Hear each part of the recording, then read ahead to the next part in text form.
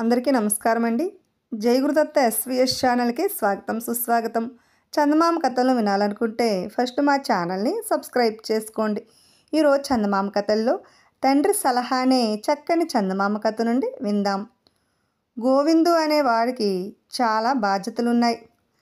తండ్రిని పట్టిన అనారోగ్యం పోవాలంటే వైద్యం చేయించాలి.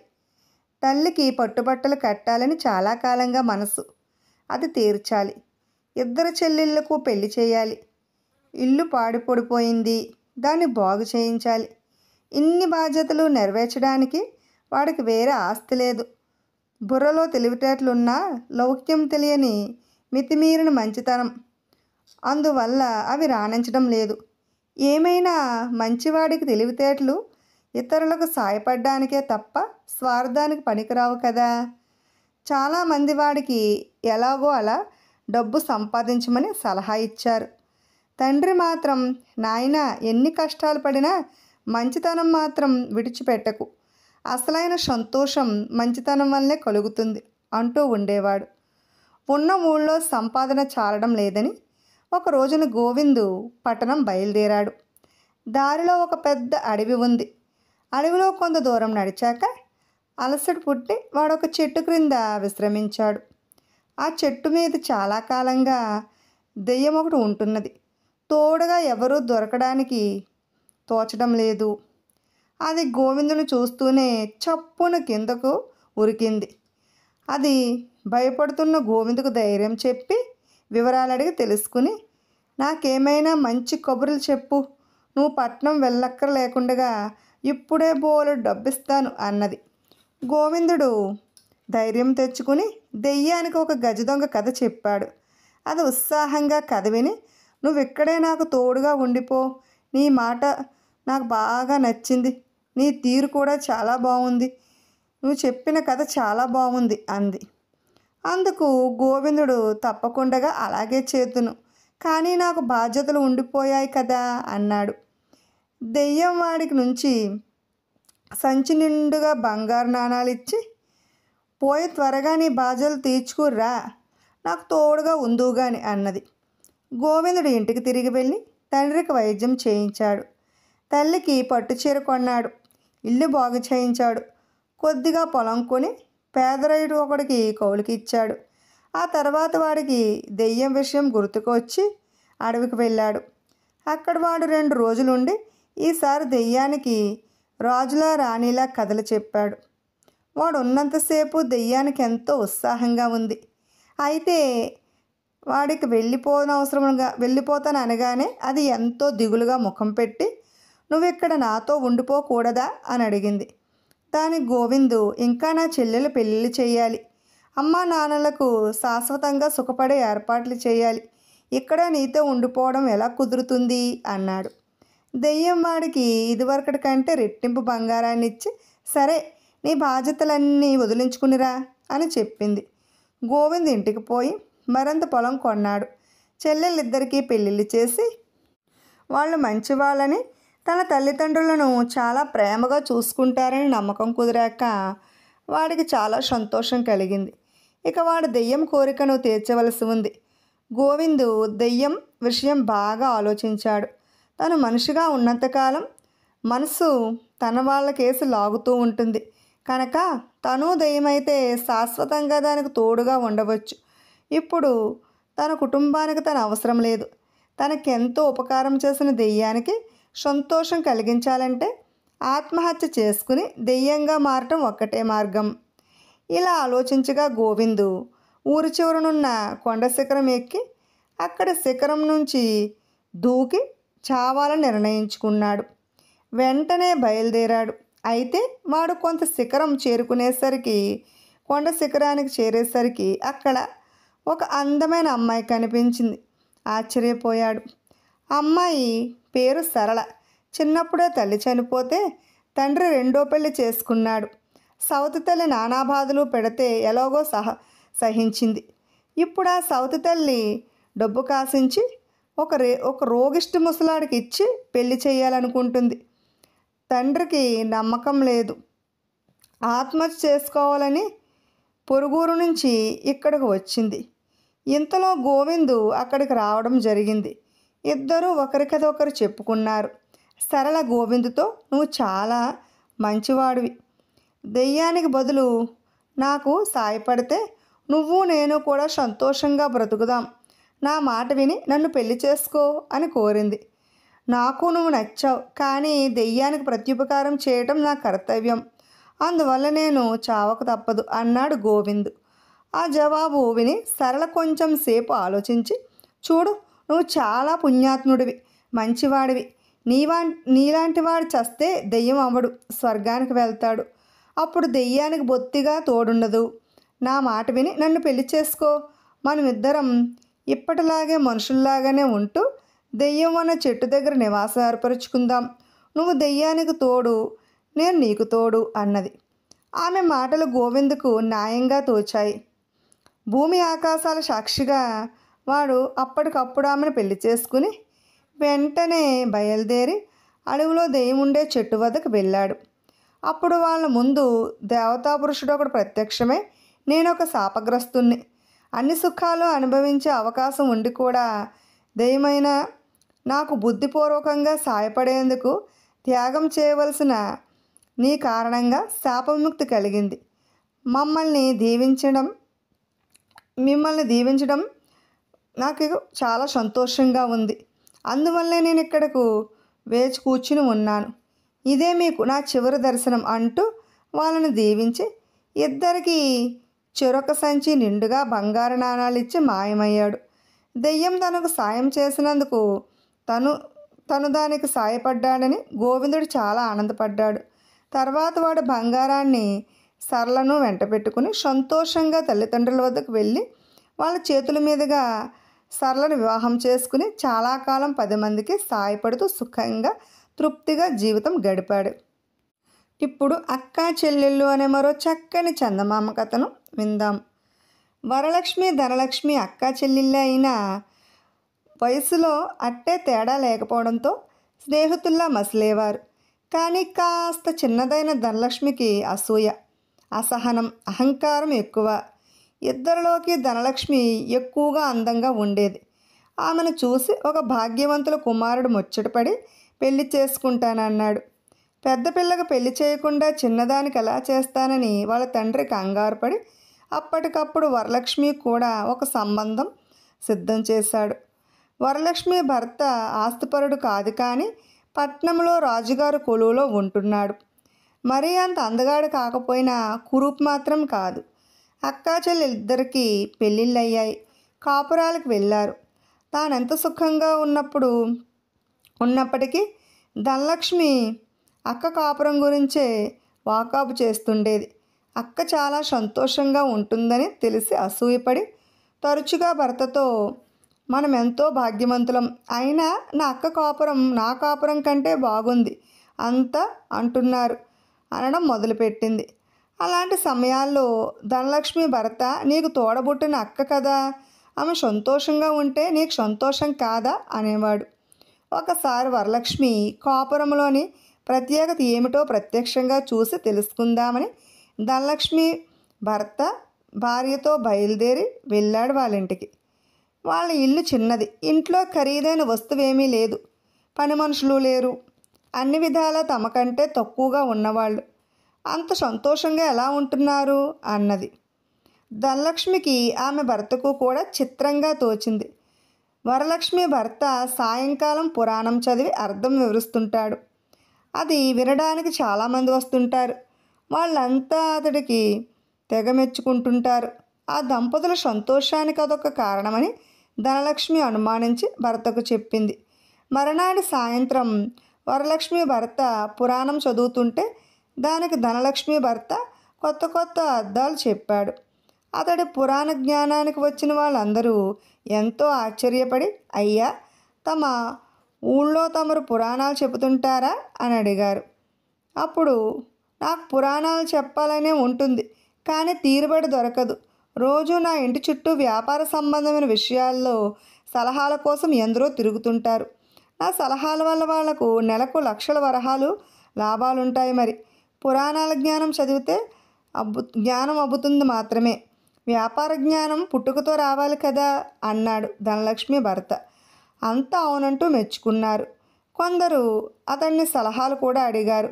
వరలక్ష్మి భర్త కూడా పని పాట లేని వాళ్ళకే పురాణాలు. మా తోడల్లుడికి ప్రతి క్షణం ఎంతో విలువైనది అని తోడల్లుడిని మెచ్చుకున్నాడు. వరలక్ష్మి వద్ద పాతకాలపు దేవతా విగ్రహం ఒకటి ఉన్నది. ఒక రోజున పెరట్లో గొయ్యి తవ్వుతూ ఉంటే ఆమెకు దొరికింది. ఆ విగ్రహం చూడ్డానికి ఎంతో అద్భుతంగా ఉంటుంది. దాన్ని ఎంతైనా ధర ఇచ్చి కొంటామని చాలామంది అడిగారు. వరలక్ష్మి అమ్మలేదు. ఆ విగ్రహాన్ని చూడ్డానికి ఎందరో వచ్చి వెళ్తూ ఉంటారు. ఆ కారణంగా వరలక్ష్మి గర్వపడుతుందని ధనలక్ష్మి అనుమానించింది. 4 రోజులు అక్కడ ఉండి తిరిగి వెళ్ళేటప్పుడు అక్కాబావల్ని తమ ఇంటికి రమ్మని ధనలక్ష్మి మరీ ఆహ్వానించింది. ఆమె భర్త కూడా 1-2 సార్లు రమ్మని కోరాడు. వరలక్ష్మి ఇందుకు సరేనని చెప్పి, చెల్లి వెళ్ళేటప్పుడు నీకేమైనా ఇవ్వాలనుంది, నీ తాహతకు సరిపడ్డ అనేవి నా దగ్గర లేవు, నేను ఇవ్వలేను. నేను ఇచ్చే బట్టలు నువ్వు కట్టవని నా అనుమానం. నా తాహతకు మించని నీకు తృప్తినిచ్చేది నా వద్ద ఏమైనా ఉంటే అడుగు, సంతోషంగా ఇస్తాను అన్నది. ధనలక్ష్మి మారోలోచన లేకుండగా తనకు దేవతా విగ్రహం కావాలన్నది. వరలక్ష్మి దాన్ని ఇచ్చేసింది. తిరిగి తమ ఊరు చేరుకున్నాక ధనలక్ష్మి భర్త ఆమెతో, నువ్వు వాళ్ళ నుంచి దేవతా విగ్రహం ఎందుకు తీసుకున్నావు? అలా తీసుకున్నందువల్ల ఇప్పుడు నీ అక్కది పైచేయి అయింది కదా అన్నాడు. ధనలక్ష్మి నవ్వి, నా దగ్గరున్న వస్తువు ఇంకొకరి వద్ద ఉండకూడదన్నది నా పట్టుదల. ఈ అపురూపమైన దేవతా విగ్రహాన్ని అక్కకు లేకుండా చేశాను. ఇలాంటిది ఇప్పుడు నా దగ్గర తప్ప ఇంకెవరిది వద్ద లేదు. అందువల్ల అక్కది పైచేయి ఎలా అవుతుంది? ఈ విగ్రహాన్ని అక్క ఇచ్చినట్లు ఎవరికి చెప్పను కదా అన్నది. కొన్నాళ్ళ తర్వాత వరలక్ష్మి ఆమె భర్త ధనలక్ష్మి ఇంటికి వచ్చారు. వాళ్లకు తన వైభవం అంతా చూపి ఎంతో గర్వపడింది. ధనలక్ష్మి తన చెల్లెలు అంత వైభవంగా జీవిస్తుందని వరలక్ష్మి చాలా సంతోషించింది. అయితే అదంతా నటనని అక్క మనసులో బాధపడుతుందని ధనలక్ష్మి అనుకున్నది. వరలక్ష్మి తిరుగు ప్రయాణమై వెళ్ళే రోజు వచ్చింది. ఆ రోజున వర్తకుడొకడు వాళ్ళ ఇంటికి వచ్చి, ఇంతవరకు ఎక్కడా దొరకని అపురూపమైన ముత్యాలు 2 నా దగ్గర ఉన్నవి, ఒక్కొక్కటి 10,000 వరహాలు. మీరొకటి తీసుకుంటే మరొకటి ఏ మహారాజుకు అమ్ముతాను అన్నాడు. ధనలక్ష్మి ఆ ముత్యాలను చూసి ముచ్చటపడి, ఇలాంటివి మరెక్కడా లేని పక్షంలో 2 నేనే తీసుకుంటాను అన్నది. ఇందుకు వర్తకుడు ఆశ్చర్యపడి, 2 చేసుకుంటారమ్మా? హారంలో పొదకటానికి ఒక ముత్యం చాలు కదా, మరొక ముత్యాన్ని ఏ హారంలో పొదుగుతారు? నా దగ్గర అపురూపమైన మరకతాలు 12 ఉన్నాయి అన్నాడు. ధనలక్ష్మి తల అడ్డంగా ఊపి, 12 నేనేం చేసుకుంటాను? నేను ఒక ముత్యం కొంటే అలాంటిదే ఇంకొకటి కొనడం నాకు నచ్చదు అన్నది. వర్తకుడు మారు మాట్లాడకుండా 2 ముత్యాలు ధనలక్ష్మికిచ్చి డబ్బులు తీసుకుని వెళ్ళిపోయాడు. వరలక్ష్మి తిరిగి తన ఊరు వెళ్ళే రోజున ధనలక్ష్మి ఆమెకు కాస్త చౌకలో చీరకొని ఇచ్చింది. ఆ తర్వాత నుంచి ధనలక్ష్మి సంతోషానికి అవధుల్లేవు.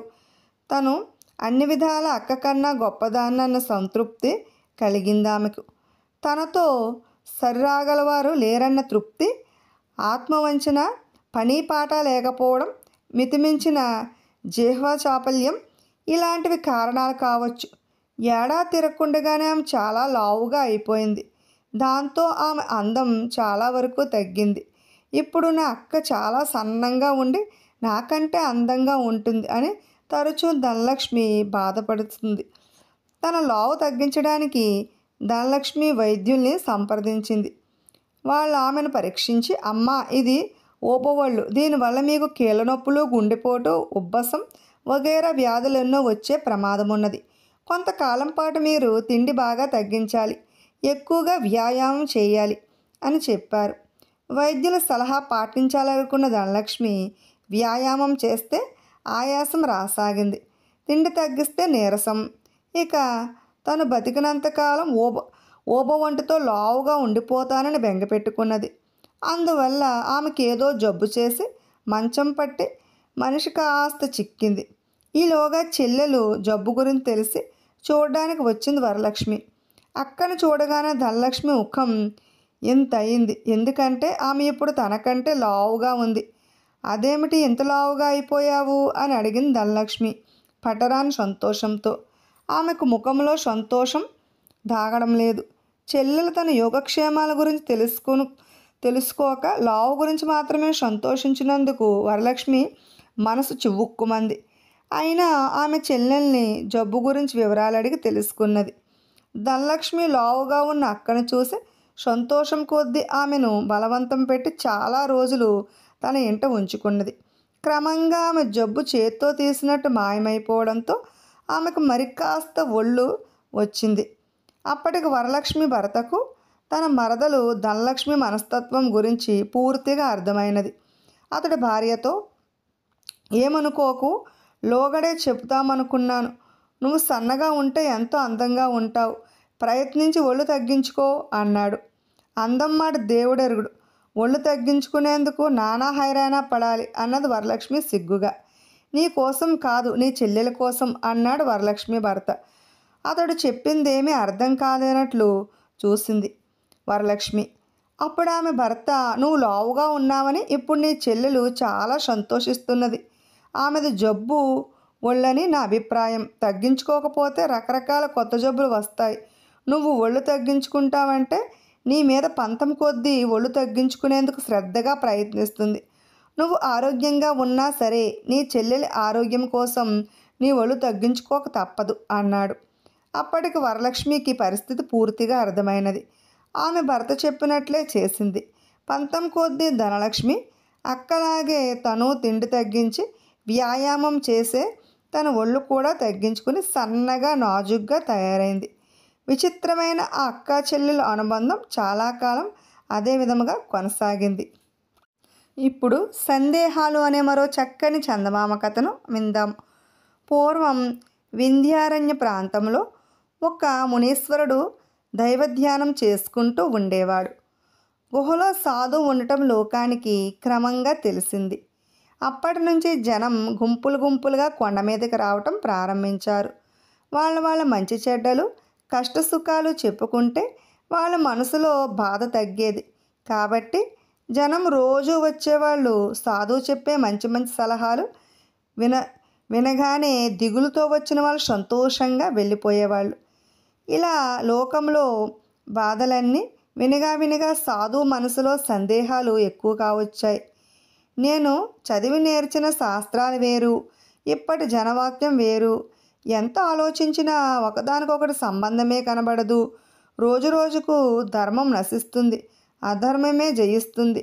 దేవుడు, దెయ్యము, స్వర్గం, నరకం ఇవన్నీ వట్టి బూటకాలు. కనుక స్వయంగా పోయి లోకంలో నిజ నిజాలు తెలుసుకుంటే కానీ మనశ్శాంతి లేదు అని అనుకుని మళ్ళీ ఒకసారి లోకం చూసి రావటానికి గుహ నుంచి బయటకు బయలుదేరాడు. జీవితం అంటే పూర్తిగా వైరాగ్యం కలిగిపోయిన సాధువు దండము కమండలపు చేత పొచ్చుకుని కొంత దూరం సాగేసరికి ముద్దులు మూటగట్టే 12 ఏళ్ల బాలుడు ఎదురయ్యాడు. సాధువును చూడగానే బాలుడు చిన్నగా నవ్వాడు. సాధువు బాలుడు కుశల ప్రశ్నలు వేసుకున్నాక ఒకరితో ఒకరు మాటలు కలిపారు. ఇద్దరూ ఒకే చోటికి వెళ్తున్నట్లు తేలింది. తనకు తలవంతలంపుగా ఇటువంటి సావాసం దొరికినందుకు సాధువు చాలా సంతోషించాడు. ఇద్దరూ కలిసి పోగా ఒక ఊరి పొలిమేర చేరుకున్నారు. అక్కడ కొందరు సేవకులు వచ్చి వారికి ఘనమైన స్వాగతం ఇచ్చి ఊరు మధ్యలో ఉన్న ఒక దివ్య భవనానికి తీసుకుపోయారు. ఆ ఇంటివారు వీరికి గొప్ప విందు చేశారు. బాలుని చూసి చాలా ముచ్చటపడిన యజమాని తనకు ప్రత్యేకం బహుమతిగా వచ్చిన ఒక బంగారు గిన్నెను బయటికి తీయించి అందులో పిల్లవాడికి పాయసం వడ్డించాడు. ఆ రాత్రికి అక్కడే అలసట తీర్చుకుని ఉదయాన్నే యజమాని వద్ద సెలవు తీసుకుని అతిథులు మళ్ళీ బయలుదేరారు.